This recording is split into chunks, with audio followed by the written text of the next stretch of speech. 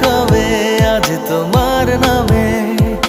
উড়ো চিঠি পাঠিয়ে দিলাম, পড়ে নিও তুমি, মিলিয়ে নিও, খুব যতনে তা লিখেছিলাম।